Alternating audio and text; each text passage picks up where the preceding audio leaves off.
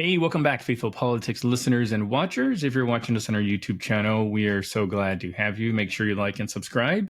I am your political host, Will Wright, and joined by your faithful host once again is Pastor Josh. How's it going, Pastor Josh? I don't know why I said your name so weird. Thanks, Will. Hey, no worries. It happens. And returning back to us is Kiera Butler. She is a senior editor of Mother Jones, where she covers politics, culture, and the intersection of religion and power in America, and wrote a piece that I think is still relevant not so long ago called "The Christian Theo Bros Are Building a Tech Utopia in Appalachia," where she takes a pretty deep look into kind of what these folks are doing in this sector of the country. I don't want to spoil it for you just quite yet, so I'm going to let her talk all about that. And yeah, just welcome her back to the show. Good to see you again, Kiera. Thanks so much for having me back. Yeah, glad. Oh, so okay, so let's talk about what's kind of been going on in the world of Christian nationalism within the country. So tell us about what drew you to start looking at real estate and the Appalachian. So this community in Appalachia had been on my radar for a while. I had written about the Theo Bros, which is this kind of, I think we talked about it last time, but it's this kind of loose network of Reformed Christian guys. Most of them are millennials. They're very online. They are constantly on social media. They're always on each other's podcasts. They're going to conferences. And they're also very well connected in politics and also in Silicon Valley. Kind of a key initiative in this world is this real estate and investment firm called New Founding.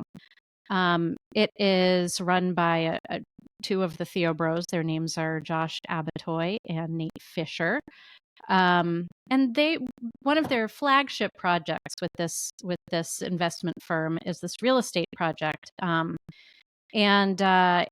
Basically they're buying up land in Tennessee and I think to a lesser extent Kentucky, with sort of the intention of making a Christian community. And Andrew Isker, who is another Theo Bro, he's this guy from Minnesota. He used to be a pastor there until he moved his family to this community in Tennessee. He bought some land from New Founding, and he's said that he wants to, start a church, really, jumpstart this Christian community in Appalachia. And, he's a pretty extreme kind of guy. He has co-written a book with Andrew Torba, that's the CEO of the right-wing social media platform Gab. Andrew Torba is a kind of a proudly anti-Semitic person. Andrew Isker has, he's made some pretty out there controversial statements in his own right. He's said some anti-Semitic stuff. He has said some homophobic stuff as well as some kind of anti-feminist stuff. So this is a guy who has these very extreme beliefs, and at the same time is attempting to start a community in this Appalachian community that already exists. So that's sort of that was probably a longer explanation than you were looking for, but there it is. No, I mean, it's pretty wild to read the story and not fully appreciate kind of what it actually means, or what this community could or would look like 20 years from now. Because like in my mind, I'm thinking it's like this, HOA sort of like suburbs, cul-de-sacs, and people waving high and having grass and stuff like that. But then but what would a version of that with a Christian nationalist overtone look like?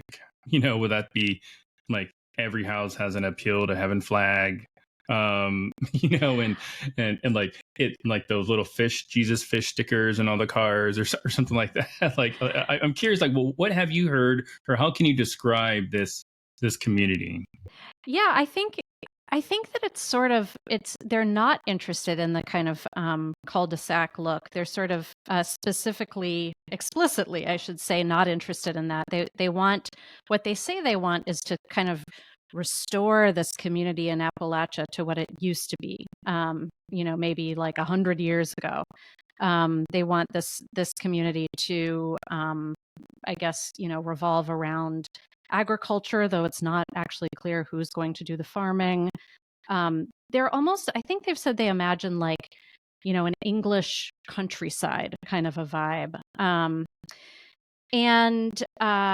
I think part of this project, and if you look on their website, you can see in their promotional materials this kind of idea that you will have a lot of privacy when you buy these parcels of land, that, this is the perfect place to kind of hunker down and, be apart from a world that is, going in a direction that they don't approve of. So I think, rather than kind of cookie cutter suburban Jesus fish, I would imagine, something a little more unusual. Yeah. That's wild. So, um, I would love to dig a little bit more into Isker. And, he moved his family, went to this place in Tennessee, right, in the Appalachia. And the question is like, so we might make a lot of assumptions as to why he did that. They're established in this community, but what were the reasons that he gave for leaving where they were, and what are the reasons that they give to other people? I mean, I hear you say privacy, but what's more than that? What's the kind of deeper underlying thing that they're trying to motivate people with?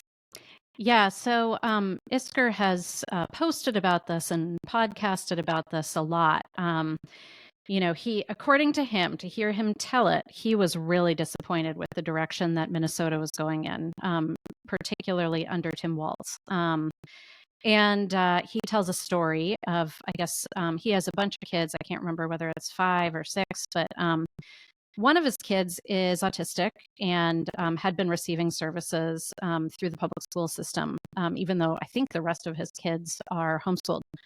And the way that he put it was that he was afraid that when this kid of his was going to this public school program, that somebody would make this kid transgender. And that then when he complained about the school transing his kid, then Child Protective Services would come and take the kid away. And so he sort of imagined this very kind of dark fantasy playing out. And after that, he decided, it's time to move my family. He said his family has been in Minnesota for generations, and that it wasn't an easy decision to make, but things had just gotten so bad there that he decided to make this move. That is just absolutely wild. And I have to ask, like, what about like this plot of land, was so special, or the area that they chose? Was it like, is there some sort of like broader picture? Because like basically what it sounds like is that they are looking to create their own civilization that will one day secede from the United States. So like, what's so special about the location that they want to base this community in? I mean, I don't know that there's anything special about it. Obviously Tennessee is not politically like Minnesota. This is a red state and it's a rural area. It's also, I mean, I've never been there myself, but I've looked at pictures and I've talked to people who have visited, and it is an incredibly beautiful area of the country. It's just, stunning natural beauty. So you can sort of see the appeal for sure. I guess I should mention that Phil Williams, who is an investigative reporter in Nashville, looked into this effort to create this community. And he talked to some people who live in the area. And these local folks were not happy about this effort to make a new community there. They expressed sentiments along the lines of, well, we already have a community here. They they hadn't really been informed, and they were not happy about it. In your article, you talked a little bit about kind of the currency that they hope to use or will use. Can you sort of elaborate on that? I mean, I'll try. Okay. I don't have very many details, and I do not pretend to be a crypto expert, but there had been some of their promotional materials had kind of suggested that they were interested in having a crypto-based economy in this place. And I managed to talk to Josh Abatoy. I talked to him briefly, and then he answered a bunch of my questions via email. And he didn't really elaborate on the crypto plan, but he said that many of the folks who have already bought land in the community were, I can't remember exactly how he phrased it, but I think he suggested that they were interested in crypto. So one of the things that's interesting about this is it seems like, right, for what we've been saying and what Will just implied, like they're creating this essentially separate community, this community that's kind of an enclave outside of the normal structures and they want this community to be, I guess some of the wording is a thick community, like a tightly knitted, culturally homogenous group. It's sharing commitments of faith. It's sharing commitments of family structure, conservative values, even things like autonomy and digital, like self-governance, which you had mentioned, like this crypto integration. Like what we've been talking about the end goal a little bit, but what makes this different than, say, other enclaves, other times where people have gotten, the homesteader idea? They go and they grab these large plots of land and several families meet on it, or like in Utah where they'd have several families and all these different houses. And there, of course, many times it was one man and he had several different wives. That obviously isn't the only kind that were out there. So what makes this different and worthy of attention, do you think? Yeah, I think, and this was really what prompted me to write the piece right now, was the involvement, or I won't say involvement, but I would say connections between this particular group of Theo Bros at New Founding and the folks who are behind this movement that has been getting some attention recently, called the Network State Movement. This is an idea that was broadly popularized by a guy named Balaji Srinivasan. He is a Silicon Valley investor and a close friend of Peter Thiel. And the idea basically is that you have a bunch of people on the internet who, share some values and decide that they want to come together, and you kind of make a community on the internet, and you maybe establish some rules for your community, and then you establish maybe a currency, like a cryptocurrency for your community. And then the next part of the project is to find some actual land for your community. And maybe you have a few pieces of land and they're not contiguous, but eventually you wind up with so much kind of economic power, and maybe you are attracting new businesses to your land because you don't have the same regulations. You can deregulate for in ways that are friendly to startups, and eventually you become so powerful that other more established nations, more traditional nations, have to recognize you. You've seen some attempts to do this in various ways. They're not all exactly the same. One would say probably the most prominent example is this deregulated zone in Honduras called Prospera, where some folks who are connected to Peter Thiel have been doing some experiments with deregulating medical procedures and various other forms of deregulation, and trying to figure out how to get this kind of nascent society off the ground there.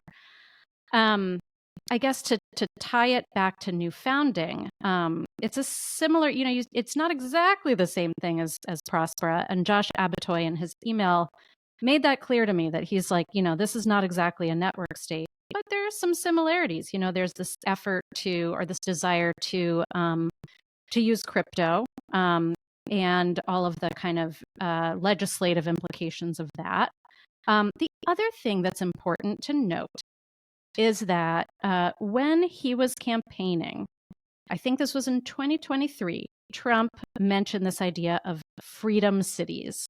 And this idea basically is that the federal government would take federally owned land and convert that land into freedom cities, which would be deregulated zones. And they might, each of them might be based around a certain industry, like a, defense freedom city, or a, pharmaceutical freedom city, or whatever. Again, the community in the new founding community in Tennessee is not exactly that. But I did ask Josh Abatoy if he could see himself ever leasing any of that land back to the federal government. And he said, no concrete plans, but you never know. It's not out of the question.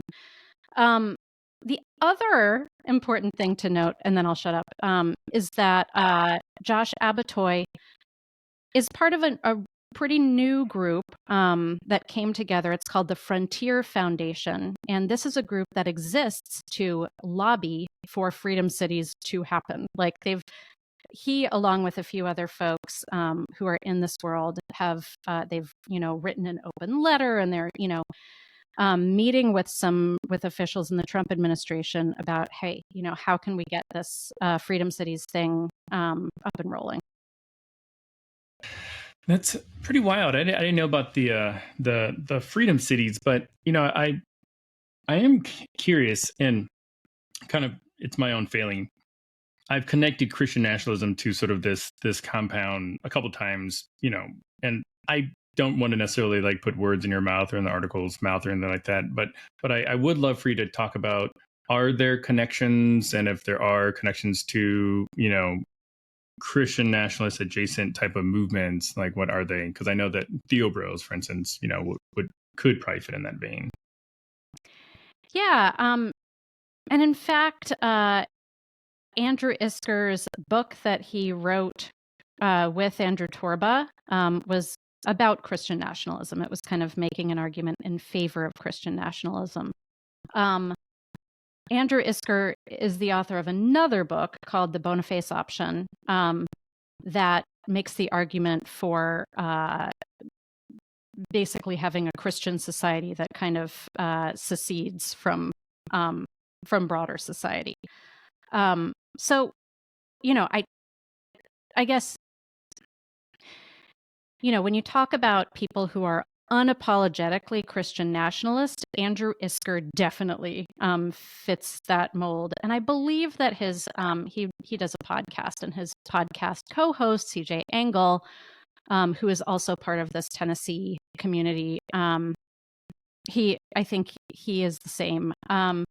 As for Josh Abatoy and Nate Fisher, they also, another one of their projects is American Reformer, which is kind of this online publication that's like the unofficial Theo Bros magazine. And the William Wolf, right? Is it the William Wolf one? Is that American Reformer? Or maybe he just contributes. Anyways, sorry. I think he does contribute. He's the former Trump administration Theo Bro, right? Mm-hmm. Yeah. Mm-hmm. And he's also Center for Baptist Leadership. Is that right? Mm-hmm. You could be right. I'm not I know that it's Josh Abbotoy and Nate Fisher. I don't know if William Wolf It's is fine. also part of that I'm probably team. just throwing out words. I know it's okay. No.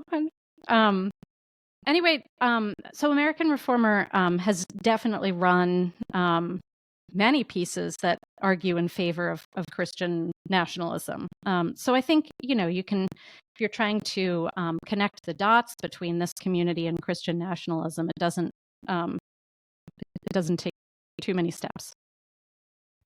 Gotcha. So I would love to dig in a little bit more to the idea of network states. Like, it's a new concept to me. Help me understand the concept of a network state, like moving from, and even then making this connection from digital to physical communities. What's going on with that? And like, how much is that happening right now? Like, what's going on? Well, I think that's just exactly the question, right? It's like you kind of see network states, this idea written about in two ways. And one way is like, this is terrifying, it's coming for us all. And the other way is like, this is ridiculous. This has never worked. It's never going to happen. And I think the answer is like a little bit of both. When Balaji Srinivasan originally laid out, first he wrote an essay and then he wrote a book based on the essay where he kind of laid out his vision for network states. And he talked about two different kinds of network states, right? There's what he called exit, which is this idea of exiting from real nations and, forming your own new nations with like-minded people, kind of powered by cryptocurrency. And then he talked about another version of this, which he called voice, where you take these principles and you kind of try to reform the existing structures of government according to this kind of technocratic vision. And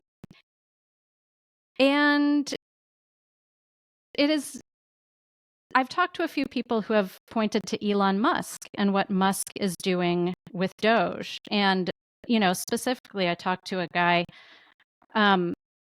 who basically said, all of this would be so ridiculous and like pie in the sky and just, don't take it seriously. It's another Silicon Valley optimist, like never going to happen project, except that you have the richest man in the world who's trying to actually enact some of these principles right before our eyes.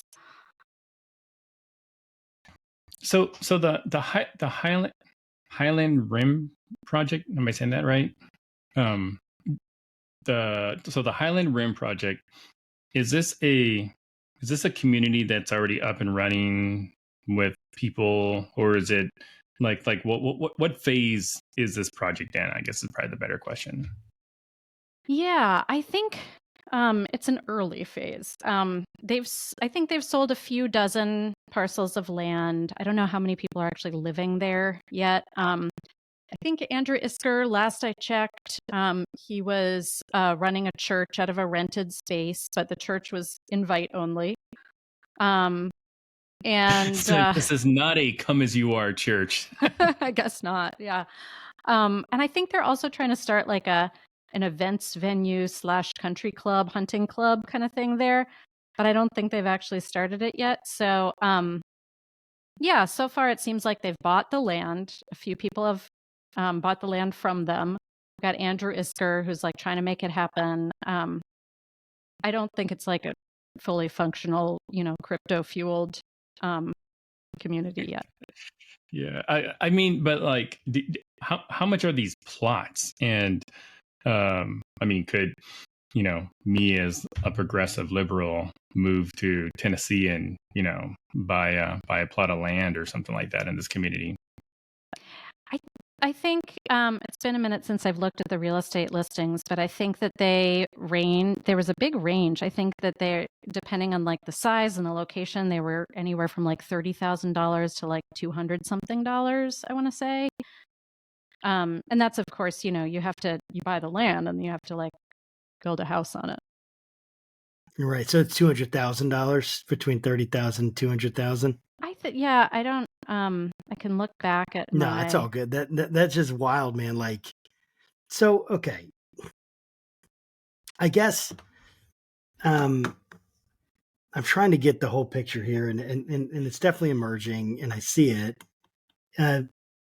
So we live in America where, you're supposed to be able to go and, the government gave huge plots of land to people expanding west, and they tried to incentivize this exploration, and part of that, it seems, was they were staying out of people's business. And yet now we're in a very different place, right? We don't typically think about communities becoming their own autonomous entity. You even think about Indian reservations that are supposed to run fairly autonomously from the surrounding authorities, and yet they're still under the authority of the federal government. What do you anticipate? Like, what would it take for them to actually move? Like practical steps, if you have an idea of what it would take for them to move to achieve actually any kind of formal recognition or legitimacy, not just like on a state level, but like on a national and international stage. Is it like just the digital part of it that's going to have any influence? What do you imagine? Yeah, I mean, it's really hard to say because I don't think that this particular experiment has been tried before.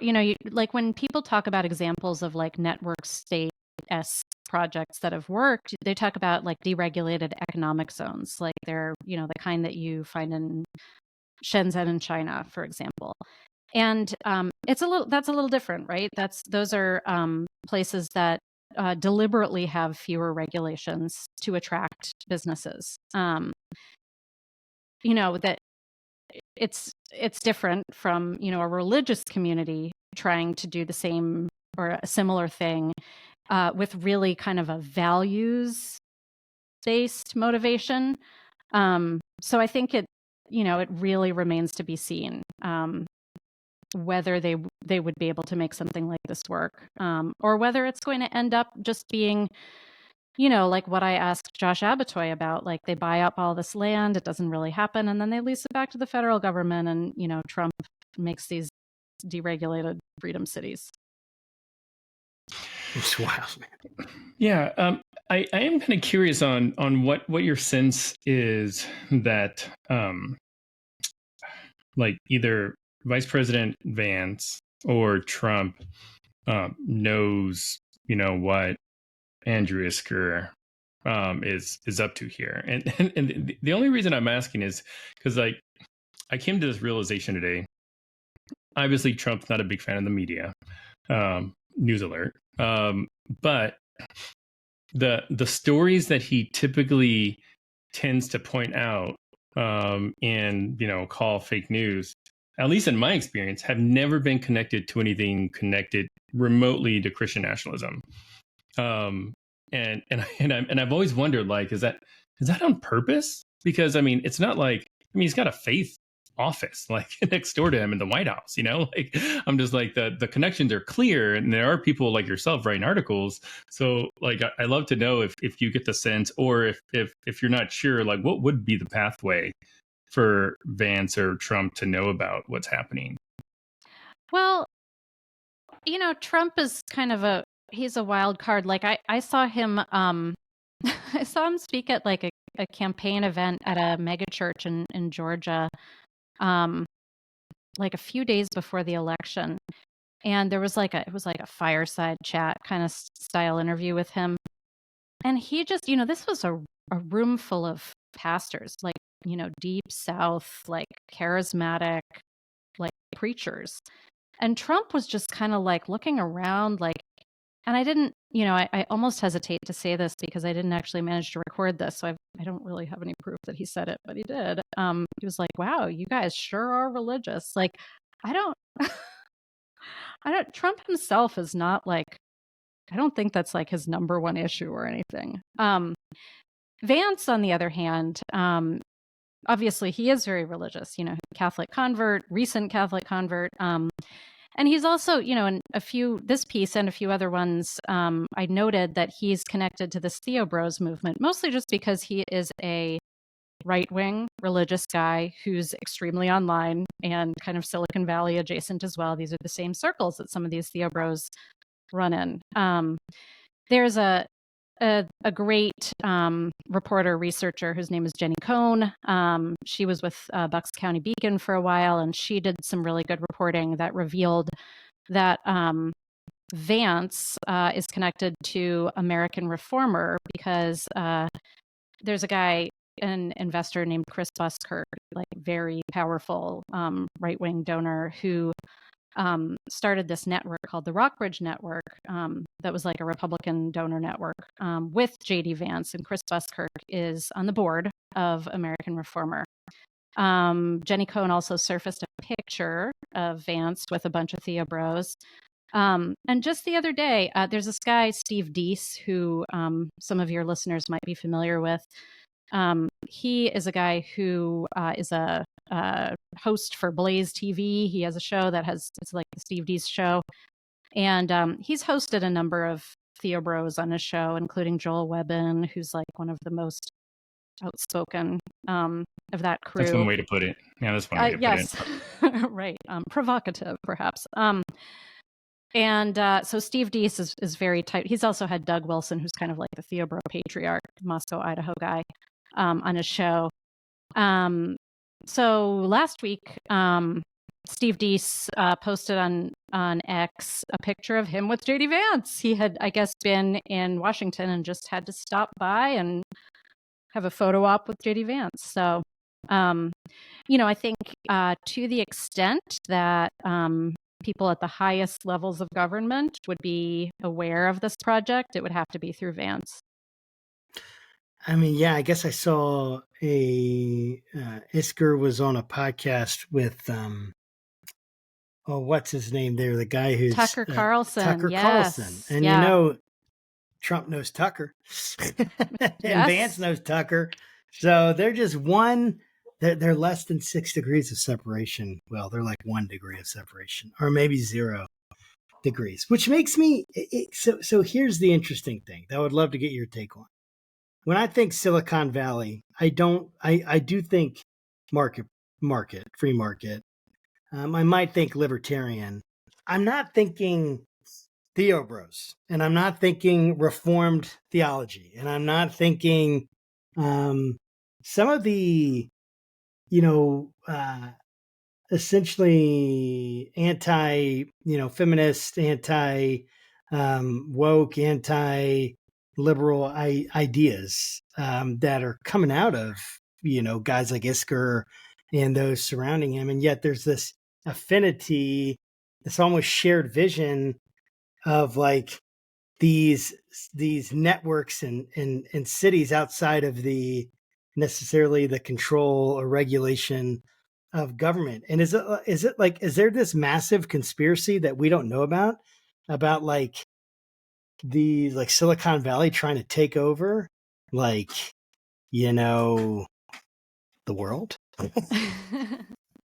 I don't know, for lack of a better term. It's like, it's just wild to me. Like, these things are coming out, and it's like, if people are just like, they're just like, I don't know, they're just blowing smoke or whatever, or are there really any real concerns on a government or in the higher levels about this kind of stuff? Because it's not new, right? So what I'm just curious is, how have these come together? These disparate groups. Yeah, it's a really good question. And I think there has been a kind of surge in Christianity in Silicon Valley. Part of that might have to do with Peter Thiel, who himself is a Christian and, is kind of obsessed with this, particular Catholic thinker, Rene Girard, who's the guy behind this mimetic theory and mimetic desire, that whole idea. So I think, when you see somebody who is as rich and powerful as Peter Thiel, who's telling you, hey, there's something to this Christian thing, that can be very, very influential and very seductive. So you have that. At the same time, I would agree that it's not like you know, that everybody in Silicon Valley is going to be a reformed Christian nationalist. But, I've also written about El Segundo, which has long been kind of a defense tech hub. And there are a bunch of new companies there, and there's this kind of new scene there. Lots of young men who are very conservative and are, have these startups, like they're doing, nuclear startups. There's this guy, Augustus Dorico. He has like a weather modification geoengineering startup. And some of these guys are reformed. Like some of these guys are like Doug Wilson, like Moscow, Idaho acolytes. They go to a reformed church. They post about their reformed Christianity. They do share some of these values. So while I agree that it's not like the dominant scene in Silicon Valley, it's definitely there.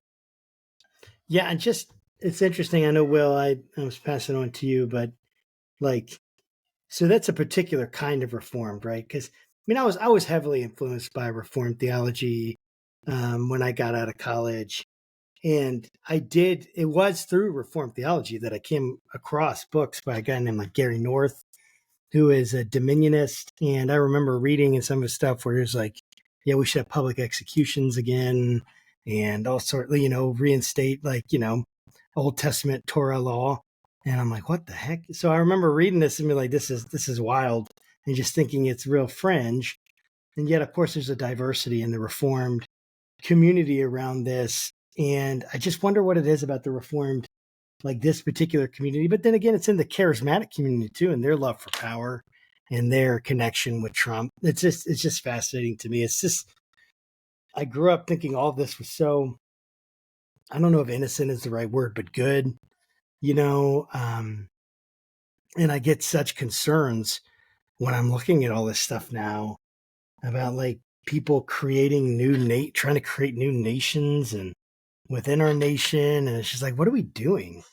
Like, and it's all like people in my tribe, Christians and charismatics and reformed people. I'm like, you guys are making me look bad. What's and going conservatives. on? Conservatives. Yeah, people. I guess thank you for noting that, though. I don't mean to paint with such a broad brush that like all reformed people have these beliefs or anything. I do think it's like a lot of the churches that have come out of the Moscow, Idaho movement, these crack churches. No doubt. But and also, separately, of course, the New Apostolic Reformation has flavors of Christian nationalism as well. But I never want to make the claim that all charismatic Christians or all Reformed Christians hold these beliefs. All charismatic Christians are kind of nuts, though. I'll tell you that. Coming from being one. Okay. Anyway. Yeah, not gonna argue there, and yeah, no worries, Kiera, about making broad generalizations.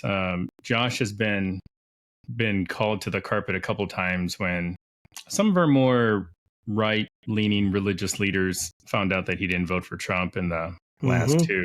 Like, he doesn't get partial credit, 1 out of 3, but you got to be no partial credit at all, dude. No partial credit. I mean, it's really a travesty. But Kiera, I'd love for you to paint a picture for us about these values that you say, they're trying to, aggregate, develop, create a community around.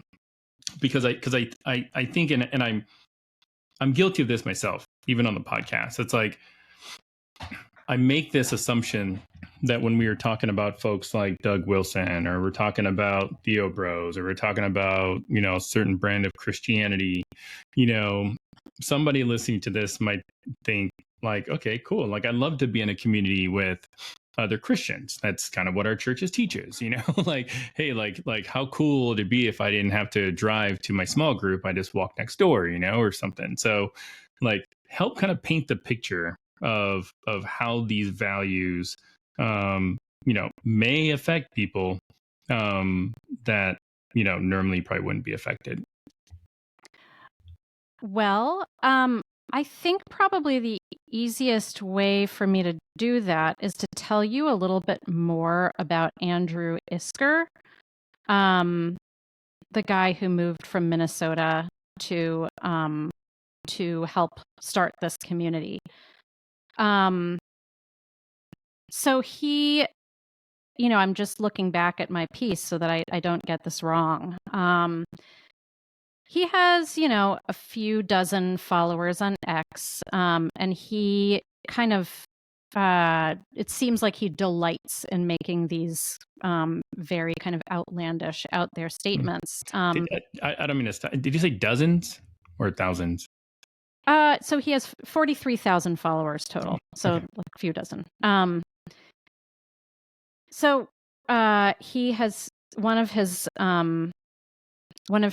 posts said, "I don't hate Jews. Their religion is literally blasphemous and anti-Christian. You cannot be a Christian without recognizing this." He has referred on X to Indian people as cow worshippers. He has called the United States a gynocracy, where the only way out is men telling women no. He has argued in favor of repealing the Civil Rights Act. And he has said that the Civil Rights Act biases our laws against Christians, men, and white people. He has spoken at conferences alongside extremists. He talked at a Texas conference alongside Paul Gottfried, who is kind of a mentor figure for Richard Spencer, who's a prominent white nationalist. So, and of course, like Andrew Isker is not like, you have to be careful about making generalizations. Like his beliefs are not exactly the same as all of the other Theo Bros. But, this is a guy who's running the church for this community that holds these kinds of beliefs. Yeah. So, there's a tension that comes to me when I'm thinking about this, because on the one hand, it's like, and I was thinking about it when Will was talking, because when he asked the question, like, hey, we're like, we talk to people like Christians, right? I'm a pastor. We talk to people about being in Christian community all the time, right? How important it is, how important it is. It's not just Sunday morning Christian, or like this goes out into your life and it's affecting your life and you're connecting with people, throughout the week and connecting with the church. And this is what the early church did. And yet, when I read something about this community that's being developed, I feel very strange. I feel like that's not a good idea to create this enclave that people are coming and being a part of. And yet it's weird, because it's like, I'm always talking about Christian community, and yet this feels like it's outside of what I would think would be a good and appropriate expression of that in America. And the tension I feel is that, oh man, like, I mean, they're kind of doing, they're taking the American dream and they're taking it to its, I don't know, to its logical fulfillment for them. They're pursuing freedom. They want total freedom. They want liberty from the people around them. They want to be able to practice the things that, they want with like-minded people. And again, it's like, well, that, that sounds kind of nice, on one hand, and I can't quite put my finger on what is concerning about it. I could keep talking, but I would love to hear from you. What are you most concerned about?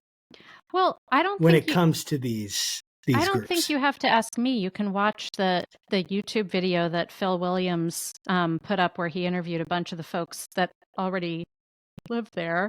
Many of whom consider themselves Christians. He interviewed a pastor. And, they very much said, this doesn't represent our values. So, it's one thing to go to a place and, you practice your religion however you want to practice your religion. But think that what Phil Williams was getting at with his investigation was that there is a community of people who this is affecting. This is not, even though they want it to be like this isolated place, it's not. There are already people there who don't share those beliefs.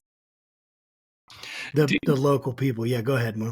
Yeah, I was going to say, based on the people that you've talked to and what you know about some of the players, like, do you view this more like some sort of ideological experiment or, some sort of political ploy, that's going to lead to something different? I think probably both. And also, this is an investment firm. And I think, what they're hoping to do, beyond this kind of utopian vision that they have is make money. Yeah, I guess you're right. Because like, I mean, as I'm sitting here thinking about all the different things that this community would have to think about. I mean, if they live off the grid, are they going to use windmills, which we know Trump hates? Are they going to use solar panels? Are they going to use coal? And if they're doing crypto mining, where is all of the energy for that going to come from? Exactly. Yeah. And the water, I'm just thinking like water, just normal public works stuff. And does the zoning have to be like, I mean, I don't know the first thing about zoning permits or anything like that, but could it be zoned to basically live completely off the map? And these are questions I'm sure that we'll all probably find out sooner than later. But yeah, I am curious on has Andrew Isker made any comments about that? Because after your article, I started following him on Twitter and I started getting all his notifications. So everything that you've been saying is 100% accurate about the comments he makes. But I don't think I've seen him post anything about like this particular thing.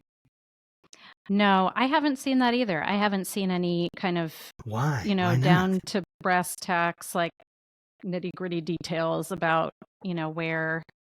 Okay, so you're wanting to form this separate society that doesn't have anything to do with, the government or whatever.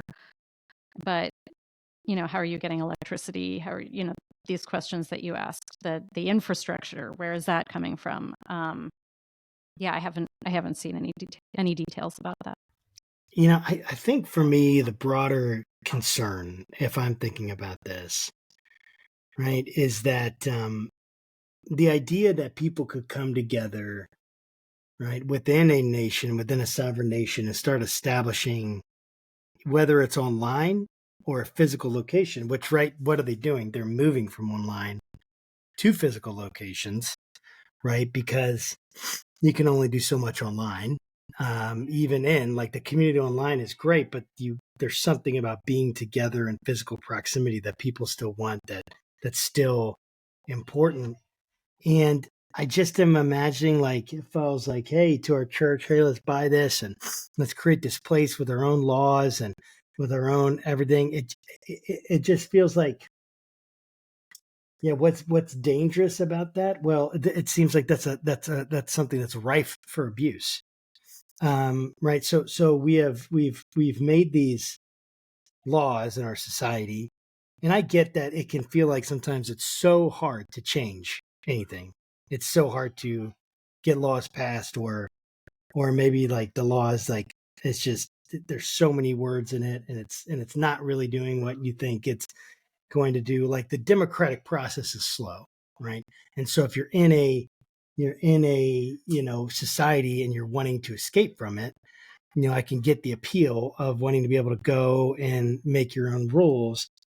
And yet at the same time, it feels like they wouldn't want that kind of same. I don't know. I haven't heard them say. I haven't followed this. I might, start doing that now. But they wouldn't say necessarily want a Muslim camp that was completely separated and isolated from the rest of the United States, outside of the laws of the United States. Total privacy, so you don't know what's going on in there. And they could be doing any number of things. And I'm just imagining, right? They could just be hanging out, reading the Quran and, doing their life just like a Christian would say that we're just trying to have a place where we can have. They just want to be able to have Sharia law. They don't want to hurt anybody. They just want to be able to live the life to their, by their standards. And yet I would be uncomfortable with that.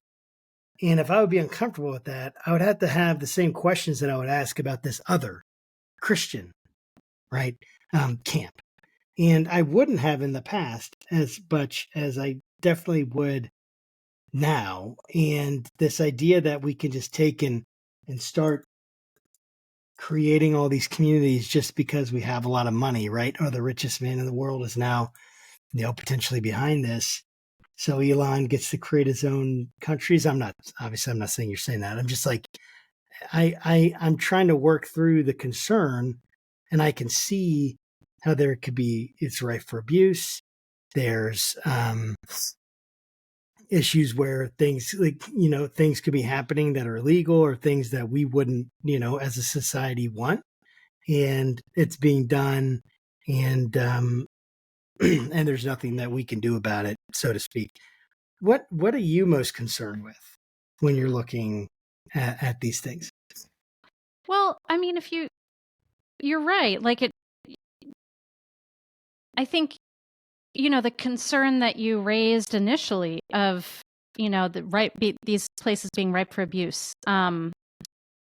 If you look at the history of people trying to create utopias, it's not like there have been a whole lot of successes. There's, you can look at cults, you can look at, communes, Yes. These are places that have not really succeeded. And, when people try to figure out kind of their own laws and try to live apart from the rest of society, they are vulnerable to people who are looking to kind of amass power and to enact their own kind of vision, and impose their own, sense of what is right on a community. These experiments don't typically go very well. So that would be one thing that I would be concerned about. Makes sense. Yeah. Well, Kiera, thank you so much for coming by again and kind of talking to us about what's happening in the world. Really, really thankful. And another thing, I want to just personally thank you for just the work that you do as a journalist. I mean, anybody who listens to our show knows that I'm a big fan of journalism. And I just, my heart goes out to you because of kind of the abuse that you all, have to endure. And I'm sure it's a thankless job, probably like being a teacher, like you're doing this thing, it's necessary, it's important. You don't get paid enough, but somebody's got to do it, and why not me? So thank you for being that person. Well, I would say right back at you, because I think these conversations about politics and faith are so important to be having. So, you guys are doing really important work as well. Oh, awesome. Thank you. Hearts. This is something my Thank kids you taught me so how to much. do. Yes. Yeah, thank you so much. And to our audience, thank you so much for stopping by again. Make sure you like, subscribe, and do all that fun stuff. And until next time, make sure you keep our conversations not right or left, but up. And we'll see you next time. Take care.